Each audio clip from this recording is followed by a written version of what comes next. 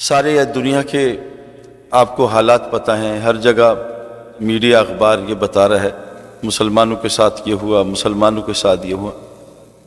اچھا، بہت سارے لوگ اللہ معاف کرے حکمرانوں کو اڑاتے ہیں، کیونکہ میں ایک دنیاوی آدمی ہوں، میرے پاس لوگ آ کے کھل کے بات کرتے ہیں الحمدللہ، تو کبھی وہ حکمرانوں کو اڑاتے ہیں۔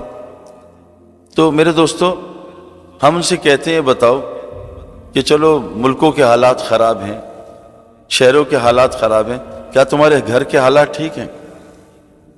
تو وہ اس وقت ان پہ بریک لگ جاتی ہے کہ گھر کے حالات تو واقعی خراب ہیں۔ یہاں میں امریکہ میں 3 مہینے سے پھر رہا ہوں، تو لوگ مجھے اکثر گھر بلا کے اپنے حالات سناتے ہیں، اللہ معاف کر، میں تو زمین نکل جاتی ہے نا، کہاں بیٹیاں ہیں، کہاں بیٹے ہیں۔ تو حالات جتنے بھی خراب ہیں نا، اللہ فرماتے ہیں ما اصابکم مصیبہ فبما کسبت ایدیکم یعفو عن کثیر، جتنی مصیبتیں تم سب پہ آتی ہیں وہ تمہارے ہاتھوں کی کمائی ہے، یعفو عن کثیر، اللہ تو تمہاری بہت ساری معاف کر دیتا ہے۔ ظہر الفساد فی البر والبحر بما کسبت ایدی الناس، جتنا فساد تم دیکھ رہے ہو خشکی تری میں، وہ تمہارے اپنے گناہوں کی وجہ سے۔ تو میرے دوستو چلو ہم ایک دوسرے کو بلیم کر دیں۔ میں تو پاکستان رہتا ہوں، ابھی میں آسٹریلیا سے آ رہا ہوں، ابھی یورپ کا سفر الحمدللہ اللہ نے کرایا۔ حالات سب جگہ خراب ہیں۔ ہمارے بزرگ اکثر کہتے ہیں تم ہمیں اعمال بتا دو، ہم حالات بتا دیں گے، تم حالات بتا دو، ہم اعمال بتا دیں گے۔ اتنی عجیب بات ہے، یہ بات شروع میں عجیب لگتی تھی، لیکن جب اللہ والوں کے ساتھ بیٹھے، علماء کے ساتھ بیٹھے، کہتے ہیں ہمیں حالات بتاؤ، ہم تمہیں بتائیں گے اعمال کون سے ہیں۔ جہاں بیماریاں بہت زیادہ ہیں وہاں فحاشی بہت ہوگی، جہاں موتوں کی کثرت ہے وہاں زنا بہت زیادہ ہوگا، جہاں ناپ تول میں کمی ہے وہاں برکت نہیں ہوگی۔ تو یہ سارے حالات اللہ کے نبی صلی اللہ علیہ وسلم نے ہمیں بتائے کہ ان حالات کا تعلق اعمال سے ہے، سبب سے کوئی تعلق نہیں ہے۔ سبب ایک ذریعہ ہے، ایک امتحان ہے، سبب کو اللہ نے امتحان بنایا، سبب کے بغیر جو ہے ہم امتحان ہوگا ہی نہیں۔ ایک آدمی نابینا ہے، اس کو عورت کا کیا امتحان ہے؟ اس کے لیے تو کوئی امتحان ہی نہیں۔ ایک آدمی غریب ہے تو اس کے اوپر مالداری کا امتحان نہیں آئے گا۔ ایک آدمی امیر ہے، اس پہ غربت کا امتحان نہیں ہے۔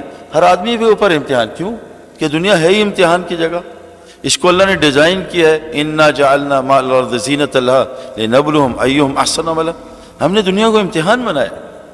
الذی خلق الموت والحیات لیبلوکم ایہم احسن عملا، ہم نے موت اور زندگی بنائی ہے تمہارے امتحان کے لیے کہ عمل کو کیسے بنا کے آتے۔ جب انسان مرے گا، جب اللہ تعالیٰ کہتے ہیں ہم نے موت زندگی بنائی، موت کا تذکرہ پہلے ہے۔ ہم روزانہ مرتے ہیں، آج بھی رات کو مر کے اٹھے، اللہ نے دوبارہ روح لوٹا دی۔ ابھی دوپہر کو تھوڑی دیر کے لیے میں گاڑی میں مر گیا تھا، پھر اللہ نے روح لوٹا دی۔ جب آدمی مرے گا تو وہ کہے گا یقول یا لیتنی قدمت لحیاتی، ہائے کاش میں اپنی حیات کے لیے قدمت، آگے اپنے کچھ چیز اعمال بھیجتے تھے۔ اس کو تو اللہ نے حیات کہا ہی نہیں ہے، یہ تو موت ہے۔ حضرت علی رضی اللہ عنہ فرماتے ہیں ہم سب سو رہے ہیں، موت پہ آنکھ کھلے گی۔ میرے دوستو، مخلوق ہمارے خلاف ہو گئی، مان لیا۔ بہت سارے لوگ کہتے ہیں بیوی بگڑ گئی، بچے بگڑ گئے، شوہر بگڑ گیا۔ اللہ جو ناراض ہے ہم سے، کبھی زلزلہ، کبھی سیلاب۔ میں پچھلے 5 سال سے کراچی صرف چھوڑ دیں، پاکستان چھوڑ دیں، کراچی کو اللہ نے 3 سیلاب بھیجے ہیں جس سے کراچی پہ سارا تباہ ہو گیا۔ ایک گھر میں 10-10 کروڑ کا نقصان ہوا ہے، گیراج میں پانی، گاڑیوں میں پانی، گھروں میں پانی۔ یہ سیلاب جو ہے بلوچستان سندھ میں ہو کے آیا ہوں، ابھی ہم رائیونڈ گئے تھے، ابھی تک سندھ کا پانی خشک نہیں ہوا ہے، زمین پانی لے نہیں رہی۔ لوگ چرپائیوں پہ بستر بچھایا ہے، اور مدد کتنی مدد کریں میرے دوستو، ماشاءاللہ ماشاءاللہ ساری دنیا سے لوگ امداد بھیجتے ہیں۔ پاکستان خود، میں نے غیر مسلموں سے سنا، ان کنٹریز سے، کہ پاکستان دنیا کی ٹاپ کنٹریز ہے جو صدقہ کرتی ہے۔ میں نے ٹیکسی ڈرائیورز جو عرب ہیں، وہ میں دوستی ہو جاتی ہے، کہیں نہ کہیں پہچان جاتے ہیں، سب سے زیادہ ایکسٹرا پیسے پاکستانی دیکھے جاتے ہیں نا۔ اگر پاکستان میں ہمارے حضرات کہتے ہیں مدارس کو بند کر دو، تبلیغ کا کام، تو پاکستان بچ نہیں سکتا اللہ کے، کیونکہ اللہ تبارک تعالیٰ فرماتے ہیں جب تک وہاں کے لوگ مسلح ہیں میں کبھی قوم کو عذاب نہیں دوں گا۔ میں مسلح جو خود بھی اپنی اصلاح کرتے ہیں، اوروں کی فکر عذاب۔ تو یہ جو زلزلے سیلاب ہیں، اس کا حکومت سے کیا تعلق؟ یہ جو زلزلے سیلاب ہیں، گھر کی لڑائیاں، اس کا باطل قوموں سے کیا تعلق؟ مفتی زین العابدین صاحب کا میں نے ایک بیان سنا تھا، مجھے بہت پسند آیا، میری اپنی زندگی کے لیے فٹ تھا وہ، کہ مفتی زین العابدین صاحب فرماتے تھے ایک بات یاد رکھنا میرے دوستوں، جو عربی کی بات کا اثر ہے وہ اردو کا ہو نہیں سکتا، اور جو اردو کا بات ہے وہ انگریزی کا ہو نہیں سکتا۔ مولانا سلیمان کٹانی صاحب ہمارے بہت اچھا انگریزی بولتے ہیں، لیکن کہتے ہیں وہ ٹرانسلیشن ہو ہی نہیں سکتا۔ اب کرکٹ میں کہتے ہیں شارٹ لیگ، تو اردو میں کہو چھوٹی ٹانگ، تو چھوٹی ٹانگ کا کیسے ٹرانسلیشن؟